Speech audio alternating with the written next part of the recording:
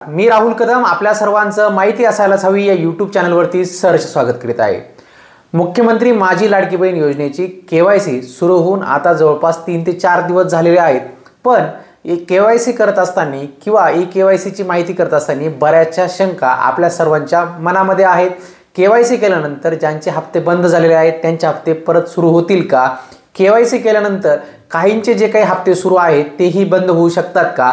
त्यासोबतच e KYC करत असताना जे काही प्रॉब्लेम येत आहेत त्यावरती सखोल आपण चर्चा करणार आहोत आणि त्याची उत्तरे सुद्धा जाणून घेण्याचा प्रयत्न आज आपण या व्हिडिओमध्ये करणार आहोत। आपण माहिती असायलाच हवी या यूट्यूब चॅनलवरती पहिल्यांदा असाल तर हा यूट्यूब चॅनल नक्की सबस्क्राइब करा। त्यासोबत शेजारील बेल आयकॉन दाबायला विसरू नका। तर चला सुरू करूया आजचा हा व्हिडिओ।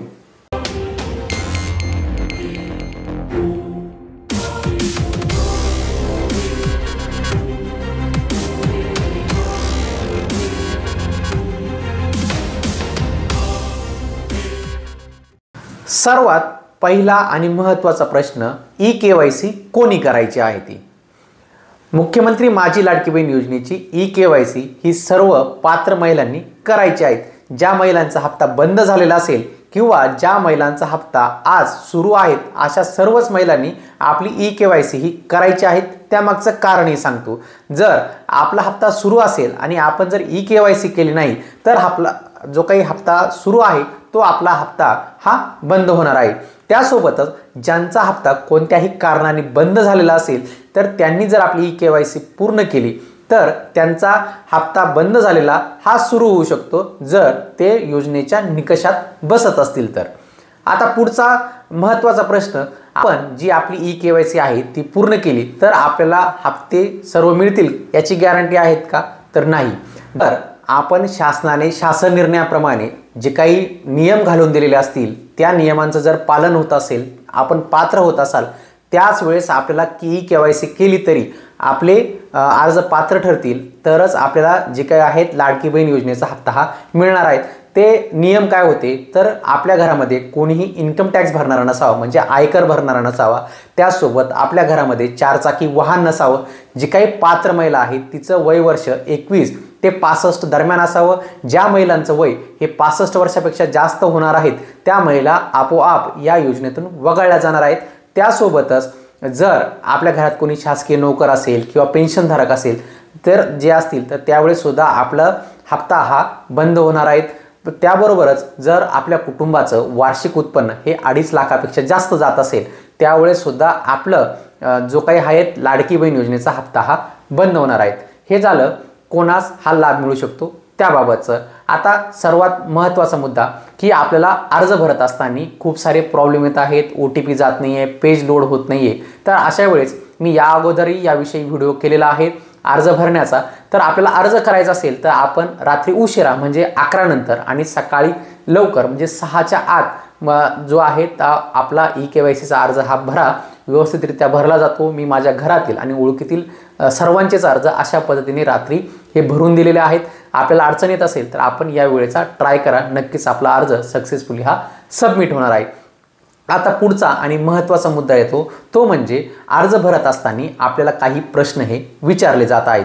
तो प्रश्न म्हणजे आपल्याला आपल्या पतीचं किंवा वडिलांचं आधार कार्ड या अर्ज करताना ई केवायसी करत असताना सबमिट करायचं आहे। पण काही महिलांकडे पतीचे आधार कार्ड नाही आहे किंवा वडिलांचा आधार कार्ड नाही आहे किंवा त्यांचे पती किंवा वडील हे हयात नाही, त्यामुळे ते आधार नंबर देऊ शकत नाही आहे। तर अशा वेळेस काय करायचं आहे तर आपल्याला काही दिवस ही वाट पाहावी लागणार आहे। सरकार यामध्ये काही बदल करतं की आधारच्या व्हेरिफिकेशनमध्ये काही नियम बदलले जातात की याची वाट पाहिजे, अर्ज भरण्याची घाई करू नका। आपला 2 महिन्याचा कालावधी ई केवायसी करण्यासाठी दिलेला आहे। जरी आपल्याला या महिन्यामध्ये किंवा पुढच्या महिन्यामध्ये जमलं नाही तरी आपला हप्ते कुठेही जाणार नाही, हप्ते आपले एकत्रितरित्या येणार आहेत याची ग्वाही महिला व बालविकास मंत्री आदिती तटकरे यांनी यापूर्वीच दिलेली आहे।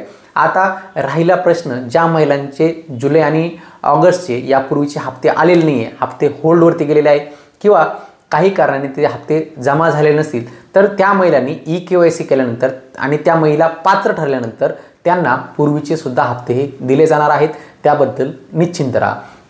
आता पुढचा मुद्दा तो म्हणजे जर आपण ई-KYC केली तर आपल्याला हप्त्याची गॅरंटी असणार आहेत का? नाही. आपण जर सर्व नियम, अटी, शर्ती, शासन निर्णयाच्या ज्या काही अटी शर्ती आहेत, इतर जो काही सरकारने सर्व डाटा जो एकत्र केलेला आहे, मग आपल्या घरातील सर्वांचे आधार कार्ड त्याकरताच घेतले जात आहेत की आपल्या घरामध्ये कोणती फोर व्हीलर नसावी, आपलं उत्पन्नाची मर्यादेत असावं आणि घरामध्ये एक विवाहित आणि एक अविवाहित महिला जर लाभ घेत असतील तरच आपल्याला जो आहे हप्ता हा सुरळीतपणे सुरू राहणार आहेत. जर एकापेक्षा किंवा दोनपेक्षा जास्त लाभार्थी महिला असतील तर फक्त 2च महिलांना हप्ता सुरू राहील आणि इतर महिलांचे हे बंद होईल. आता यामध्ये कोणाचा बंद होईल, कोणाचा चालू राहील हे सरकार ठरवणार आहे. त्यामध्ये घरामध्ये कृपया वाद लावून घेऊ नका.